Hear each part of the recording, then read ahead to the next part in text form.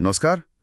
आज हम 23 और 24 जून 2025 की कुछ अहम वैश्विक घटनाओं पर नजर डालेंगे, वो भी श्रोताओं से मिले स्रोतों के आधार पर। जी हाँ। और इन स्रोतों में काफी कुछ है। मध्य पूर्व का तनाव है, राजनीति, मौसम, विज्ञान, खेल, सब कुछ। बिल्कुल। तो हमारा मकसद रहेगा कि इन सभी स्रोतों से जो सबसे जरूरी जानकारी है उसे निकालें और थोड़ा गहराई से समझें। हाँ, चलिए शुरू करते हैं फिर। तो सबसे पहले जो बड़ी खबर है उस पर आते हैं। 24 जून की बात है। अमेरिकी राष्ट्रपति ट्रंप ने इजरायल और ईरान के बीच संघर्ष विराम की घोषणा की और ये 23 जून की शाम से लागू होना था। हाँ, और देखिए दिलचस्प बात ये है कि ये घोषणा ठीक उस तनाव के बढ़ने के फौरन बाद हुई। अमेरिका ने एक ऑपरेशन किया था, ऑपरेशन मिडनाइट हैमर। हाँ, सुना है उसके बारे में। B-2 बॉम्बर्स इस्तेमाल हुए थे। जी, B-2 बॉम्बर्स और साथ में वो बंकर बस्ट हथियार, मतलब जो जमीन के नीचे बने ठिकानों को निशाना बनाते हैं। अच्छा। और निशाना थे ईरान के परमाणु ठिकाने फोर्डो, नतांज और इस्फहान। तो मतलब पहले इतना बड़ा हमला और फिर फौरन ही संघर्ष विराम की बात, ये थोड़ा अजीब सा नहीं लगता? लगता तो है। और बात यहीं खत्म नहीं हुई, ईरान ने भी तो जवाब दिया। हाँ, वो मिसाइल हमलों वाली खबर, एक इजराइल पर और दूसरा कतर में, वहां जो अमेरिका का अल उदीद एयरबेस है उस पर। हालांकि बताया गया कि उसे बिना किसी नुकसान के रोक लिया गया था। तो हाँ, पहले जोरदार सैन्य कार्रवाई, फिर ईरान का जवाब और फिर अचानक संघर्ष विराम। ये पूरी कड़ी जो है वो सवाल तो उठाती है कि ये शांति आखिर कितनी टिकाऊ होगी। सही कहा। क्या ये सिर्फ एक दबाव बनाने की रणनीति थी? हो सकता है, या शायद हालात बिगड़ने का डर था दोनों तरफ। ये सोचने वाली बात जरूर है। इसी तनाव से जुड़ी एक और अहम बात है, वो हॉर्मुज़ जलडमरू मध्य वाली। हाँ, ईरान ने धमकी दी थी उसे बंद करने की। और वो रास्ता तो बहुत ही नाजुक है, मतलब तेल सप्लाई के लिहाज से। बिल्कुल, दुनिया का बहुत बड़ा हिस्सा तेल का वहीं से गुजरता है। और इस धमकी के बाद हाँ, तेल की कीमतों में उछाल आया भी था। पर शायद बाद में संभल गई कीमतें। हाँ, कुछ हद तक स्थिर हुई। लेकिन देखिए, विशेषज्ञ अब भी चेता रहे।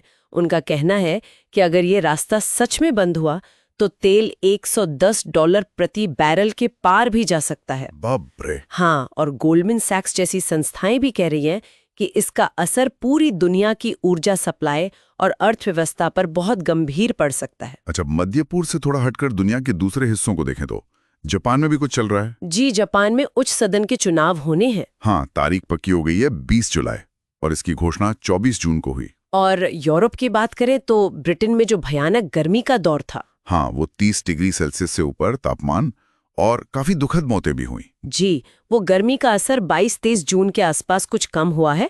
वहां तूफान और थोड़ा ठंडा मौसम आया। कुछ राहत मिली होगी। उधर नीदरलैंड्स में भी कुछ खास हो रहा है, हेग में। हाँ, हेग में 24-25 जून को नाटो का शिखर सम्मेलन चल रहा है, नॉर्थ अटलांटिक ट्रीटी ऑर्गेनाइजेशन का समिट। और ये पहली बार है नीदरलैंड्स में, है ना? जी हाँ, पहली बार। और इस समिट में उम्मीद ये है कि सदस्य देश अपने रक्षा खर्च को बढ़ाने पर सहमत होंगे। कितना? बात चल रही है जीडीपी के 5% तक ले जाने की। ये एक काफी बड़ी प्रतिबद्धता होगी अगर ऐसा होता है तो। बिल्कुल।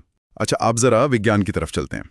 एक बड़ी अच्छी खबर आई है। हाँ, कौन सी? वो वेरा सी रूबिन वेधशाला वाली। अच्छा। उसने अपनी पहली तस्वीरें जारी की हैं 23 जून को। अच्छा, और उसमें क्या खास है? खास ये है कि इन तस्वीरों से 2100 से ज्यादा नए क्षुद्र ग्रह, मतलब एस्ट्रॉयड्स का पता चला है। अरे वाह, 2100 से ज्यादा, ये तो कमाल है ना? खगोल विज्ञान के लिए तो ये एक मील का पत्थर है, समझिए। सच में।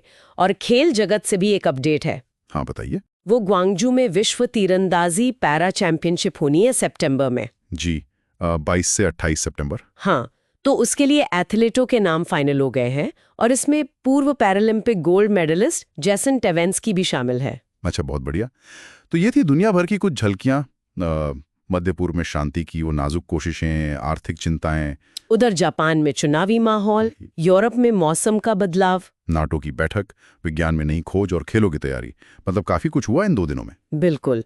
और इन सब अलग अलग दिखने वाली घटनाओं में आप देखें तो एक जुड़ाव है। कैसा जुड़ाव? देखिए कैसे एक जगह की भू राजनीतिक हलचल का असर पूरी दुनिया के बाजारों पर पड़ जाता है। सही बात है। फिर कैसे रक्षा के क्षेत्र में जैसे नाटो या विज्ञान में जैसे ये रूबिन वेधशाला अंतर्राष्ट्रीय सहयोग कितना जरूरी है। और मौसम जैसी चुनौतियां तो हैं ही, जो हम सबको एक साथ प्रभावित करती हैं। जी, तो ये सब चीजें आपस में जुड़ी हुई हैं। इन सभी स्रोतों को देखने के बाद एक सवाल मन में आता है जिस पर शायद सोचना चाहिए। हाँ, बताइए। हमने देखा कि कैसे मिनटों में तनाव बढ़ा, मिसाइलें चलीं, हॉर्मूज बंद करने की धमकी आई, और फिर उतनी तेजी से आप कहिए तनाव कम करने की कोशिश हुई, संघर्ष विराम हुआ। तो ये जो तेजी है, ये उतार चढ़ाव, क्या ये दिखाता है कि आज की दुनिया में संकट कितनी तेजी से बदलते हैं?